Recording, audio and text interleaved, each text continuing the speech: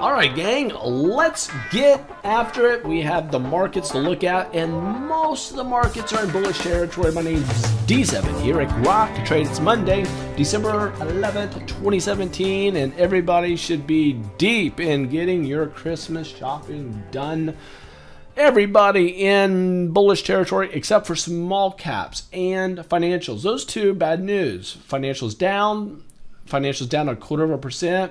Small caps, Russell's 2000, slightly down, but the Nasdaq doing the best, up 0.8%. The dollar fractionally higher. Crude oil up 1%. Gold lower by 0.4%. Silver lower by 0.75%. VIX lower by 2.5%. So fear dropping by 2.5%. But Bitcoin higher by 15% after the futures have got started. They got started last night. They were started. A lot of people saying that, whoa, the shorts are going to come in and drive it down. Nope, we're up 15%. So that is highly telling. Anyway, we're looking at the Spiders ETF. It's a S&P 500, basically like a mutual fund, but it's an exchange traded fund called the Spider, SPY. We look at this and it gives us both price action and it gives us volume. And here is the deal. We are at a resistance point, right at it. We have a little bit of room to get there, but we're right at a resistance point on the S&P 500. Be careful with that. If you look at the red lines, we're talking about a rising wedge. And if you look at the two blue lines right here, also a bigger rising wedge. We're at resistance, and this is just a problem area. What I could foresee happening as going bullish tomorrow, up, tagging this upper trend line and then coming back and closing below the blue. Let's just see if that happens. That'd be interesting if it does. If so, that will be a short-term or maybe a long-term high. But things are looking a little suspicious out there. If you look at where this price action is compared to where this price action is, you can see how we're going higher here. Do you see that? The MACD is going lower there. There's a bearish divergence. Keep that in mind. This is not looking, it looks toppy to me. That's all I'm saying. It looks toppy. Let's go to the diamonds. The diamonds has got an all-time record high to the upside as far as the close is concerned. We're above all major moving averages, but look at the volume. It's itsy bitsy, any meeny. It's just tiny. Volume to the upside, that is suspect. I'm looking for this to start to drop soon. Let's go to the Nasdaq first. The Nasdaq got a buy on this last couple of days, and we're going higher above all major moving averages, but it's failing to get to the high where it was. This is problematic. When we get here, will it hit and drop? If so, it could be a double top. I'm looking too forward into the future, but I'm just saying what should happen. And the reason I'm saying that is we're going higher on volume that's decreasing. What I foresee is a stall of this upward movement happening fairly soon. So the Russell's 2000, which are small caps, kind of give us an idea of what's going on here. Here's the deal. We're going up, and then I'm sitting through. As long as we stay above the 20-day rising 20-day moving average, I'm going to stay with my buy, but this is looking a little troubling to me. If you look here at the financials, up, still got a buy on it, but we're having a hard time making new highs.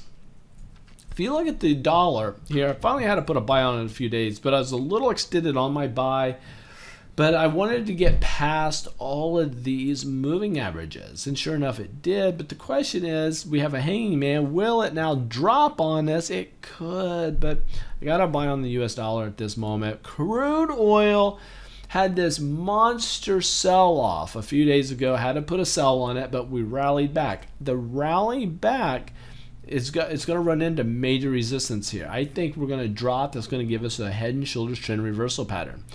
Crude oil, even though I got a sell on, I'm underwater on this one. I think that this thing's in trouble and it's going to drop again. Gold, I have a sell on it from way when December 5th, and it just keeps dropping. It's just bleeding out. Gold's in trouble.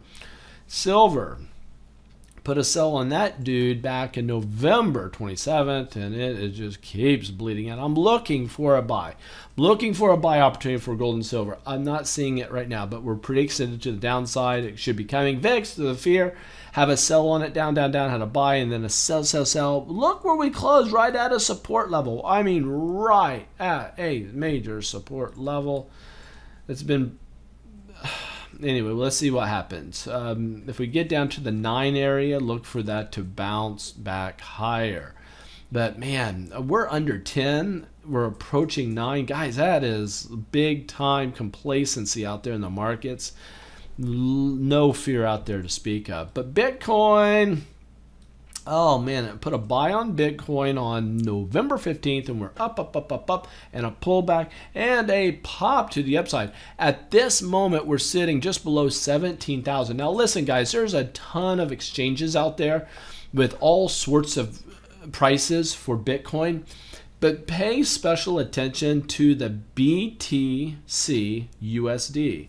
You can kind of see this, BTC USD. That's what we're looking at here, and you can see it up here. It's our bit stamp, Bitcoin, but that's what we're after, okay? You can see it here. That's looking at 19 of the major exchanges and doing an average coming together. So if you want the average of all the exchanges, this gives you pretty much the best price as far as Bitcoin is concerned. The big news on Bitcoin happened last night, late in the afternoon, early evening, depending on where you're from. Bitcoin, the futures opened for the first time. Wall Street got involved for the very first time. Jim Cramer and a bunch of other people said, hey, now finally the shorts can come in, short the puddings out of this thing, and drive this product down, this security down to where it belongs in their opinion.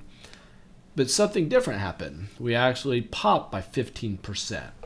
I was in Philly, and by the way, cheesesteaks are awesome. I love Philly. If you haven't been there, visit. And for you guys from that Northeast, awesome, great stuff. I was there. Did you guys see the Navy Army game? That was a great game. The snow came in. It was crazy. Anyway, the hotel I was staying at there at the airport was just full of Army Navy guys, and it was amazing on how proper and respectful everybody was. And even up there in the Northeast, I heard yes sir quite a bit. It was very interesting. I love that. Anyway, just so appreciate you guys in uniform and you guys who serve, you guys on the police force, you guys and firemen, you know, just all you guys who serve our country. Really appreciate you all. I highly respect you. But the markets went higher. I thought I'd see more volume today. Volume is a little less than expected, but nice big pop here. Let's see what the next few days hold. But that's doing well. Let's take a quick look at some stocks of interest. Take a look here. Apple up 2%.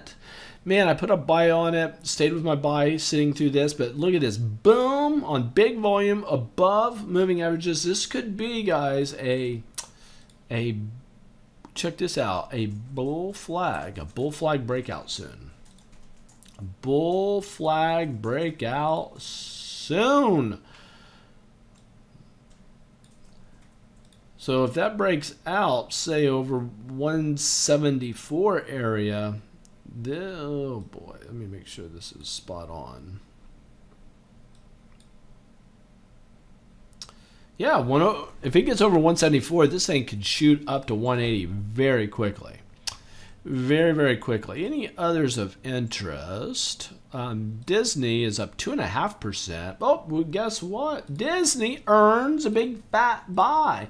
Had a sell on it, have to turn around, turn it into a buy. Disney, nice pop on volume. Okay, let's see here. No, volume's not great on it, by the way.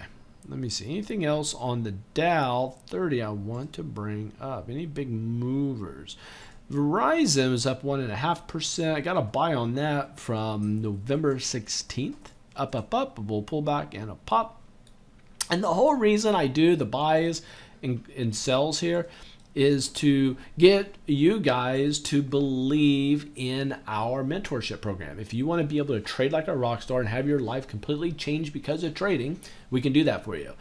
So if you want your life to change because of trading, we can do that for you through our 3 days of training. We'll teach you this. We'll teach you how we can make these calls. The whole reason I do this is not for ego, because I miss these things, but the vast majority of them, you'll see that I'm making money on them. And that's what I want to teach you through our mentorship program. We've been dialing in our curriculum for 10 years, a whole decade. Let's look at tech stocks. Tech stocks. Let's go there where I looked at that one. Baba is up almost a full %. Got a buy on that, but that's a doji. That's going to be a sell soon, guys. Be looking for that to be a sell very, very soon. If we start to drop, I'll put a sell on that tomorrow. And GoPro up 2%. Do I want to add? I'm not going to. I'm going to stay with my sell. Oh, boy, this one's interesting. I got to draw a couple on. Oh, no, no, no. Buy. I just wish I had volume. I don't have it. There's a number of things. There's my buy. I put a buy on GoPro, but I'm not overly confident in that one. Okay, not overly confident in that one. Microsoft's up over 1%. Got a buy on that one. Boom. But we're going to hit resistance. Look for that to be a sell soon. NVIDIA up 1.7%. But it's a bear pullback. Look to short that one, guys. That one looks like it's going to come down. I didn't put a buy on this. I will not put a buy on this. Looks like a great bear pullback. Below moving averages. Great opportunity for a short on NVIDIA. Oracle up 1 point. Whoa, that broke resistance today. I have a sell on it. Oh, boy, boy, boy. Okay. There's my buy. I'm buy. So there's an example of me missing one. This one, I put a sell on this day, coming down, down, down. And then the buy is higher than that. You see? There it is. Buy is higher than that. There's one I missed. There's one I missed. But for the most part, you'll just see that I make money on these, and we can teach us. I wish I could win on all of them. I really wish I could do that. Let's see. Whoa. Don't we all? Right. Snap is up 7.6%. Holy smokes. That's amazing. So we put a buy on that November 28th. Up, up, up, up, up, up, up. Boom. Past resistance. There it is in all of its glory. That is looking really good. Twitter up 4.5%. Are you kidding me? Have a buy on that one December 6th, and that broke a resistance level. That's great to see. But we have a lot of upside resistance to contend with. Look for that to cause a lot of trouble and problems out there. So there it is. There it is. Guys, man, I'm in Bitcoin. Guys, don't be left out. I know, I get it. You guys that are gold guys and silver guys and all the people there, you're listening to commentators, gurus in the precious metal market, and you're hearing nothing but people thumbing their nose at cryptocurrency. Man, I get it. But I'm an analyst. I've been doing this a long time. I understand it does have an intrinsic value. Bitcoin does. It's relevant. Is it on a bubble? No. All the other cryptocurrencies are, in my humble opinion. All the other cryptocurrencies are on bubbles. Bitcoin's not, because it is being recognized. It is the one being traded on Wall Street. It's the one that retailers are using for trade of goods and services. It's the one that governments are paying attention to. That's why Bitcoin is relevant. That's why it has its own intrinsic value. There's only 21 million shares of it. It has a finite number of currency, unlike the US dollar or other currencies, which are government currencies, which are called fiat currencies. Fiat money just means government driven or created money. That's usually tangible. It's always tangible. Cryptocurrency is not tangible, but it is the way of the future, believe it or not. So it's just smart to have your hands in some Bitcoin. I don't care if you don't like it or not. Get your opinion out of it and trade what's trending. And I shared this with a good individual who I respect on YouTube. Somebody left a comment. and talking about gold versus crypto. And my response was simply this: as a trader, I throw my opinion out, and I focus on the trend. Whoever's trending gets my attention. Whoever has my attention gets my money. That's kind of the way that I look at it. So I try to get my biases out of it, because those have never served me well in the past, because it seems like whatever I thought should happen never did. So that's why we watch the charts and trade what we see, not what we think. And that's why I'm interested in Bitcoin. I think it just would behoove everybody to own Bitcoin and maybe some other select cryptocurrencies that are out there, because they're not overly expensive. Add a little bit of your portfolio into those. One thing I'm doing to multiply mine is going through a group called USI.